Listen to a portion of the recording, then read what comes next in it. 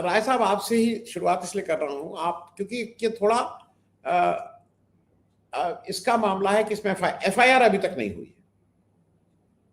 SIT की report में जैसा कहा जा रहा है, ये भास्कर ने अभी छापा है 2-4 घंटा पहले, 17 लोगों को दोषी पाया है, 20 पेज की रिपोर्ट है, 150 लोगों के बयान लिए हैं, और उसने साफ साफ इसमें सूर्य चंपत राय, अनिल मिश्रा, गोपाल राव को इसमें कहा है कि ये लोग दोषी हैं और 5 साल का ऑडिट होना चाहिए, इत्यादि इत्यादि इत्यादि।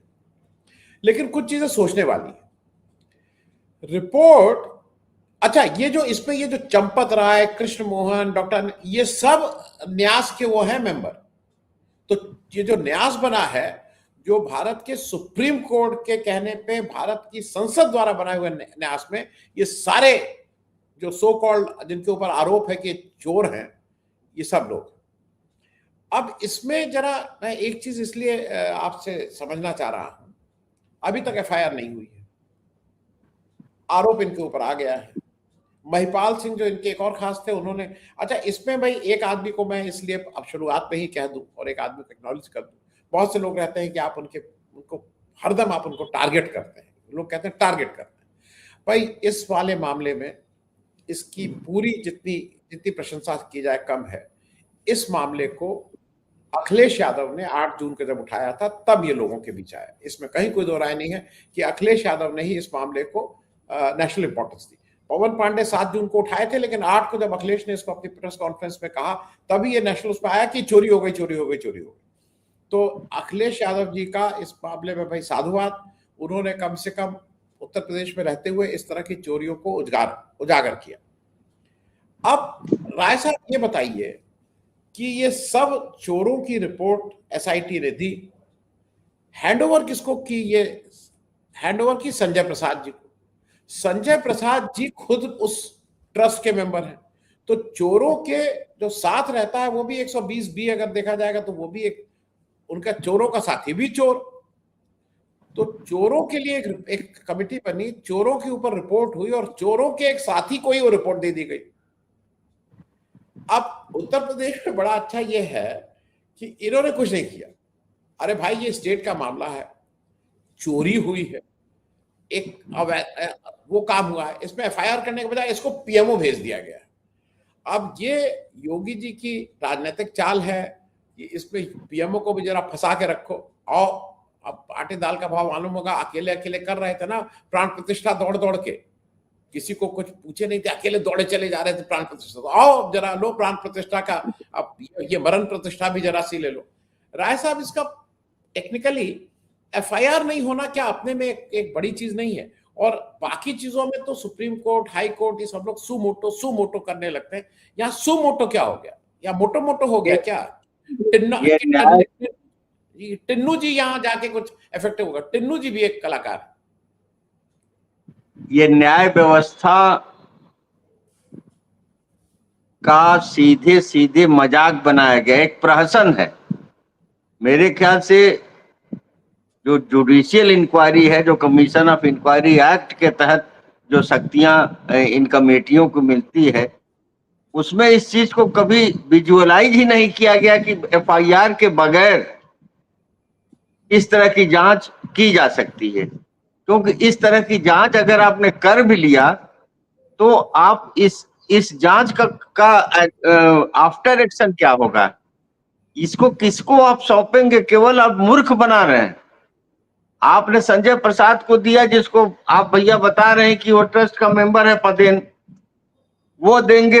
योगी जी को योगी देंगे, अमित शाह को अमित शाह देंगे, मोदी जी को मोदी जी देंगे, राष्ट्रीय सुरक्षा सलाहकार को वो राय देने लगेंगे। तब तक मध्य प्रदेश वाले जमीन घोटाले पर हम आप चर्चा करने लगेंगे। ये पूरा का पूरा, और एसआईटी ने बताया क्या जो अयोध्या के हर आदमी को नहीं पता था? एसआईटी ने कौन सा ऐसा रहस्य उद्घाटन किया जिसको महिपाल सिंह ने 2021 में ट्रस्ट के मीटिंग में उठाया था और उनको फिर हटा दिया। जब हटा दिया गया तो वो अपने घर वापस चले गए और उन्होंने 2021 में यह बात सामने खोल दी। और ट्रस्ट की जिस मीटिंग में खोली थी, उस मीटिंग में नृपेंद्र मिश्रा भी यह शख्स झूठ बोल रहा है। मुझसे क्या मतलब? मैं तो निर्माण कार्य से जुड़ा हुआ आदमी, ये निर्माण काल के अध्यक्ष के रूप में पदेन ट्रस्ट का मेंबर है, और ये ट्रस्ट की तरफ से ट्रस्ट की मीटिंगों के बाद प्रेस को ब्रीफ करता था। और ये रंगा सियार आज कह रहा है कि हमसे इसका कोई मतलब नहीं है। एक एक बच्चे को वो सारी चीज मालूम है जिसके लिए ट्रस्ट बनाया गया, जो इसने 15 दिन का समय लिया और 2 महीने का समय इनको और चाहिए। असली मसला यह है कि इसमें न चंपत राय है, न अनिल मिश्रा है, न कौन राव साहब गोपाल राव है। इनके जरिए ये पूरा लूट का इंतजाम करके ये सारा लूट संघ को जा रहा था, भाजपा को या योगी जी को जा रहा था, मोदी जी को जा रहा था। इसमें जितने भी 800 कर्मचारी हैं जो वेतन भोगी हैं, वो सब संघ से जुड़े हुए हैं। 800 से ज्यादा वहां सीसी कैमरे लगे हुए हैं। एक भी संघ के बाहर का कोई भी आदमी नहीं है जो वेतन आधारित वहां पर जिसको ड्यूटी नहीं मिली हुई हो। तो सारा दुष्चक्र संघ का है। और मोदी जी ने जब ट्रस्ट बनाया सुप्रीम कोर्ट के आदेश में, तो वो सारा अधिकार उन्होंने संघ के लोगों को दे दिया। आप ट्रस्ट बता रही है कि 200 करोड़ के रुपए के गमन का पता चला। ट्रस्ट को तो अब तक बताना चाहिए कि 2000 करोड़ रुपए के गमन का अनुमान दिख रहा है इसमें, और हजारों करोड़ों का। ट्रस्ट के बाद कितने लोग, अभी सिंधी समाज ने क्या कहा, 200 किलो चांदी समर्पित करके आए। वो राय साहब वो दिखा दे रहे हैं भाई, आप मेरे पास है, वो जरा दिखाई दें, क्योंकि राजू और मनमानी साहब हैं, और जो बंसल जी जो कौवा खा गए उसको भी दिखा दीजिए। विश्व सिंधी सेवा संगम को रिप्रेजेंट करता हूं एज ए इंटरनेशनल चेयरमैन। 26 जनवरी 2021 के अंदर जब हमें पता चला कि राम मंदिर अयोध्या में बनने जा रहा है और हमारे रामलला 500 साल के बाद अयोध्या लौट रहे हैं, तो हमारे सिंधी समाज ने डिसाइड किया कि हम 20-25 किलो चांदी वहां हम भी डोनेट करना चाहेंगे।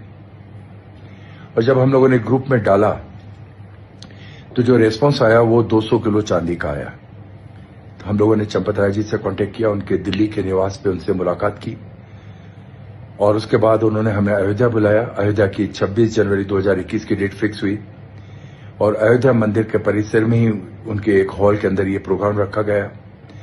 उस प्रोग्राम के अंदर हमने 200 किलो चांदी, 1-1 किलो की एक चांदी, जिसके ऊपर हमारे इष्ट गुरु साईं झूलेलाल जी का फोटोग्राफ भी बना हुआ है, और उनके फोटोग्राफ्स और उनके वीडियो भी लिए गए। हमें यह कहा गया कि ये जहां हम लगाएंगे आपको बताएंगे, और पहले अभी इसकी चेकिंग होगी कि चांदी की क्वालिटी वगैरह क्या है, उसके बाद रसीद वगैरह, और उसके बाद आपको बताया जाएगा। लेकिन इन 5-6 सालों के अंदर हमें कभी ना कोई फोन आया और ना हमारे किसी फोन का रेस्पॉन्स मिला, क्योंकि सबने दान किया था। तो हम लोगों ने कभी वो सोचा भी नहीं था कि इस तरह की बातें हो सकती है कि वो चांदी सही जगह जा रही है कि नहीं जा रही है। यह तो इन दिनों में जब हम लोगों ने देखा कि टीवी के ऊपर ये सब चालू है, तो हमने सोचा कहीं ऐसा तो नहीं कि हमारी भी चांदी कहीं मिसयूज की गई है। तो इसीलिए हम सिर्फ उनसे ये पूछना चाहते हैं कि जो 200 किलो चांदी उस वक्त करीब 1.5 करोड़ की थी, करीब 70-75 हजार रुपए किलो थी, आज वो 3-3.5 लाख रुपए, करीब 6-7 करोड़ की वैल्यू है। तो क्या वो चांदी को गला करके कहीं मंदिर में यूज किया गया है या कहीं और यूज किया गया है, हम वो जानना चाहते हैं। और क्योंकि अब योगी जी ने जो अब SIT बनाया है, हमें उसके ऊपर पूरा विश्वास है कि वो जो रिजल्ट निकाल के लेके आएंगे, तो दूध का दूध और पानी का पानी, और वो कल्प्रिट जो अगर ऐसा काम मंदिर में बैठ के करते हैं, और भक्तों का दिल इससे काफी दुखता है, और इस तरह का हम लोगों ने एक्सपेक्ट नहीं किया था। लेकिन रामलला के नाम पे हम सिंधी समाज हमेशा साथ में खड़े हैं, आगे भी, फ्यूचर में भी। लेकिन हमें खाली ये बता दीजिए कि हमारी ईंटों का क्या हुआ। नमस्कार। चलिए राय साहब बताइएगा ईंटों का क्या हुआ। सर वो जो कौवा खा गए, हाँ, चांदी का, वो भी कम मामूली बात नहीं। ये सिंधी समाज को की देखिए निरीहता देखिए और सज्जनता देखिए कि इतना धोखाधड़ी के बाद भी इनके समर्पण की मुद्रा इनकी खत्म नहीं हो रही है। इनको यह भी बताना चाहिए कि एक सिंधी अडवाणी जी भी थे। अडवाणी जी ने जब अपने बहू को घर से निकाल दिया तो पहले इंटरव्यू में ही अडवाणी जी की बहू ने कहा कि सोमनाथ से अयोध्या यात्रा में बहुत सारे चांदी के तीर, धनुष, गदा, बाण सब मिला था, उसका एक हिस्सा अडवाणी जी घर ले आए थे और सबको गला के उन्होंने कटलरी बनवा दी थी, छुरी, चम्मच, प्लेट, गिलास, ये सारी चीजें उन्होंने बनवा दी थी। तो उनसे भी जरा सा हिसाब मान लें, अडवाणी जी से भी, कि ये भगवान की दी हुई चीजों पर आप वेज नॉन वेज खा रहे हैं घर में, ये कहाँ का। मेरा ये कहना है सर, मेरा ये कहना है कि यह हजारों करोड़ का घपला है। एसआईटी ने अपनी रिपोर्ट संजय प्रसाद को सौंप दी है। इनकी नीयत साफ होती तो 1 घंटे के अंदर एफआईआर हो जाता और ये सब गिरफ्तार होते। गिरफ्तारी की जगह जो नया वीडियो आया, एक खबर चलाई गई कि इनको जिम्मेदारियों से मुक्त कर दिया गया, इनको घरों में रहने के लिए क्या। वीडियो आया कि ये तीनों लोग, ये जो चंपत राय, ये जो अनिल मिश्रा और गोपाल राव, ये तीनों कार्यक्रम के आयोजन में शारीरिक रूप से बहुत व्यस्त दिखाई पड़े। तो सब कुछ जस का तस है, लुटेरे भी वही हैं, लूट का माल भी वही है। बस यही है कि अब हिंदू लोग पैसा नहीं दे रहे हैं। अब 80-90% जो है चढ़ावा में कमी आ गई है, लोग जा नहीं रहे हैं। अभी तक तो 2024 में जिस तरह से इन्होंने पिछड़ी जात को, दलित जात को कांवड़ में ढकेल के उनको मोक्ष का रास्ता दिखाया था, और 2024 के चुनाव में उत्तर प्रदेश में जिस तरह से आरक्षण खत्म किया, भर्तियां खत्म की, पिछड़ी और दलित जातियों ने भाजपा का साथ छोड़ा और इंडिया गठबंधन में आया। इस घटना से उत्तर प्रदेश का जो शहरी मध्य वर्ग है, जो भाजपा का आधार सन 80 से हो गया था, जो उच्च वर्ण है, जो भाजपा का हाथ पकड़ा था, उसमें असली संकट वहां है। रुपया पैसा तो इनके पास अथाह है, ये कई चुनाव बिना किसी से चंदा लिए लड़ सकते हैं। इन्होंने नोटबंदी में इतना कमाया और भगवान ने इनको इतना दे दिया है। मेरा कहना यह है कि इतने बड़े दूरदर्शी थे तुलसीदास जी, 7 कांडों में रामायण रख दिया, बाल कांड से उत्तरकांड तक, और अभी भी उनकी चौपाइयों के जरिए हम आज के दुख और पीड़ा को समझने में समर्थ होते हैं। लेकिन वो ये नहीं समझे थे कि कलयुग में एक ऐसा समय भी आएगा, ऐसे बेईमान लोग हमारी सेवा में आएंगे कि हमको उत्तरकांड के बाद एक 8वां कांड लिखने की जरूरत पड़ेगी, और वो चढ़ावा लूट कांड है। ये रामचरितमानस का हिस्सा बना दिया इन्होंने इस लूट कांड को। दुनिया में हर चीज बिक गया, अब अड्डा बिक गया, रेलवे स्टेशन बिक गया, यूनिवर्सिटीज बिक गई, कंपनियां बिक गई। भगवान को किसी ने नहीं बेचा। कोई काबा की तरफ लालच की दृष्टि से नहीं देख सकता, कोई वाटिकन की तरफ कोई यूरोप का और दुनिया का जो पूंजीपति खरीदार की तरह नहीं देख सकता। लेकिन इन्होंने भगवान राम के भी खरीदार खड़ी कर दिए और इन्होंने ईश्वर को भी बेच दिया। तो ये बहुत संघ हो चाहे भाजपा हो, ये दोनों कटघरे में है। अब चंपत राय और इनको गिरफ्तार कर लें तो सिर्फ यही होगा कि भाई आपने जो कल्प्रिट कोई और है, सजा किसी और को मिल रही है। जी सर।